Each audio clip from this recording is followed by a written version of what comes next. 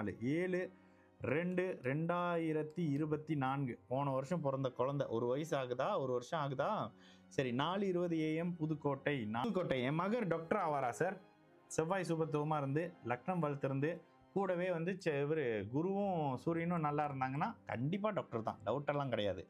செவ்வாய் வலுத்தால் அந்த தன்மை இருக்கும். ஆனா ஒரு வயசு குழந்தைகிட்ட செவ்வாய் வலுத்ததுன்னு எப்படி பார்ப்பது? செவ்வாய் வலுத்து தான் இருக்கிறாரு. ஆனா செவ்வாய் விட சந்திரன் வலுத்திருக்கிறார்ல. சரி, இந்த அமைப்புகள்ல தனுசு லக்னமாகி ஓகேங்களா, டிகிரி அமைப்புல பார்க்கலாம். தனுசு லக்னம் 17 டிகிரி.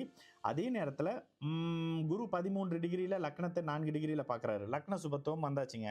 இந்த இடத்துல செவ்வாய் 2ஆம் இடத்துல கிட்டத்தட்ட 7 டிகிரி செவ்வாயோட சேர்ந்து சுபத்துவம். ஆமா, நேரடி அமைப்புகள்ல 1வது நிலை சுபத்துவம் சந்திரன், 2வது நிலை சுபத்துவ அமைப்புகள்ல ஒரு மாதிரி செவ்வாய் வராருங்க.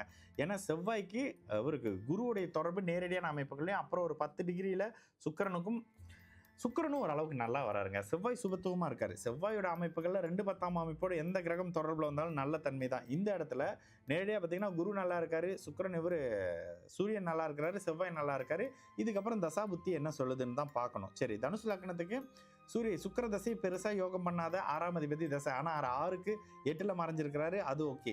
அதற்கு பிறகு வரக்கூடிய சூரியன் பரவாயில்ல, சந்திரன் அட்டமாதிபதியா இருந்தாலும் சுபத்துவமா இருக்காரு, செவ்வாய் ராகு எல்லா கிரகங்களும் ஓரளவுக்கு நல்ல தன்மையில் இருக்கக்கூடிய தன்மை. லக்னத்துல சுபருடைய தொடர்புல இருக்கக்கூடிய அமைப்புகள்ல இந்த குழந்தை பிறந்ததுனாலே அப்பா நீங்க கொஞ்சம் கொஞ்சமா நல்லா வருவீங்க. இந்த குழந்தை நல்ல லக்ஸரி வாழ்க்கை அனுபவிக்கும். உங்க குழந்தை கண்டிப்பா மருத்துவ அமைப்புகள்ல வருவாங்க, அதிகார அமைப்புகள்ல வருவாங்க.